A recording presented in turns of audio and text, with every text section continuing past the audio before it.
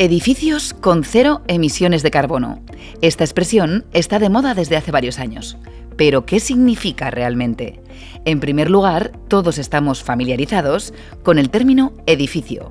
Ahora, carbono es la abreviatura de las emisiones atmosféricas de gases de efecto invernadero. Pero la palabra más crucial es cero, porque sí, la idea final es conseguir que un edificio sea totalmente neutro en carbono. En conjunto, las palabras edificio de carbono cero se refieren a un proceso en el que el sector de la construcción está cada vez más implicado. Entonces, en términos prácticos, ¿qué hay detrás del término edificios con cero emisiones? ¿Y cómo reinventa este concepto el sector de la construcción? Soy Javier. Y yo María, y juntos interpretaremos estas ideas que le están dando forma al futuro de la construcción sostenible. Constructing New Worlds, un podcast de Saint-Gobain.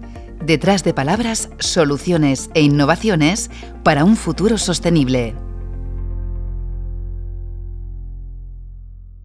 Habrás oído hablar de la neutralidad de carbono cuando se firmó el Acuerdo de París a finales de 2015 durante la COP21.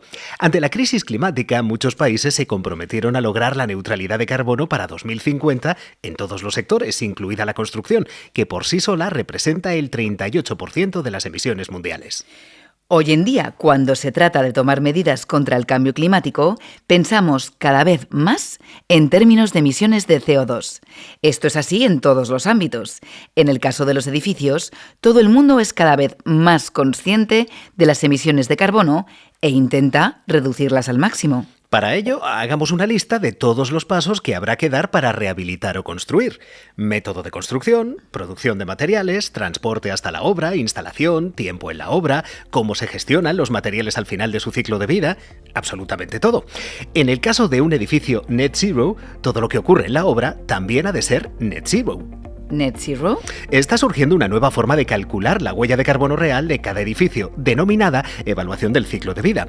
Ahora no solo se tienen en cuenta las emisiones operativas, es decir, las directamente relacionadas con el uso del edificio, como la calefacción y la iluminación, y que, por cierto, constituyen la parte más significativa de las emisiones del sector de la construcción. Pero que se están viendo reducidas gracias a los importantes avances en la disminución de las necesidades energéticas mediante la mejora de la envolvente de los edificios, la sustitución de electrodomésticos por soluciones más eficientes o el avance hacia energías 100% renovables. Sí, es cierto. Así pues, a estas emisiones hay que añadir las relacionadas con el diseño, la construcción, la rehabilitación, la demolición y el mantenimiento. Este segundo tipo de emisión de carbono, llamado incorporado, no se tenía en cuenta en los cálculos en el pasado, a pesar de que representa alrededor del 11% de las emisiones mundiales, y es la parte más difícil de reducir. Entonces, ¿cómo podemos hacer frente a estas emisiones de carbono? El primer paso es partir del edificio existente en la medida de lo posible y evitar demolerlo del todo. También se trata de reutilizar los materiales y reciclar todo lo posible, ya sea durante la construcción o la renovación. En realidad, se trata de tomar toda una serie de medidas para minimizar el desperdicio de energía incorporada. Además, hoy en día somos perfectamente capaces de medir la cantidad media de carbono emitido o almacenado por un material determinado. Correcto. Imagino que la huella de carbono de los materiales se está convirtiendo en algo primordial, tanto en nueva edificación como en rehabilitación. Sí, y hay varias formas de reducirla. Dependiendo de la situación, se puede utilizar un producto reciclado o un producto que incorpore materiales biológicos de origen natural o subproductos de otras industrias, como la escoria para la producción de cemento. Así, se intenta obtener materias primas que produzcan menos emisiones, por ejemplo, utilizando fuentes de energía bajas en carbono para mejorar la eficiencia energética de los procesos de fabricación. El transporte de materias primas y productos acabados es otro ámbito en el que hay que reducir la huella de carbono. Y, por supuesto, no olvidemos el reciclaje y la reutilización de los productos al final de su ciclo de vida. Vamos a intentar reducir la huella de carbono de los edificios a lo largo de toda su cadena de valor. Así que, en un edificio con cero emisiones netas de carbono, todo es cuestión de sutileza analítica y de matices. ¿Y el sector de la construcción ha adoptado esta idea? El World Green Building Council menciona algunos buenos ejemplos en su último informe anual.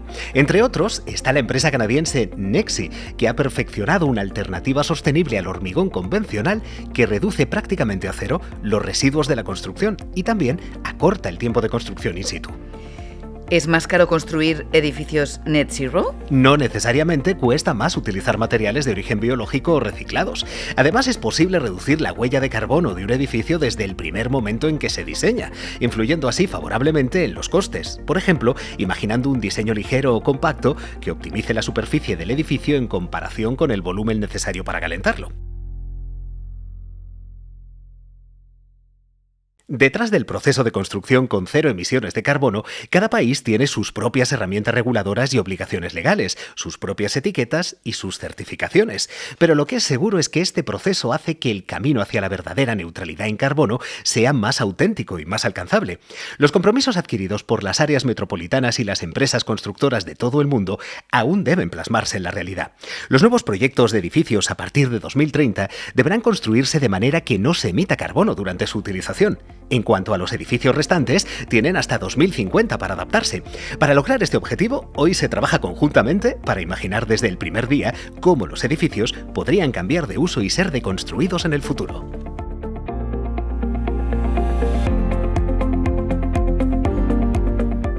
Constructing New Worlds, un podcast de Saint-Gobain. Detrás de palabras, soluciones e innovaciones para un futuro sostenible.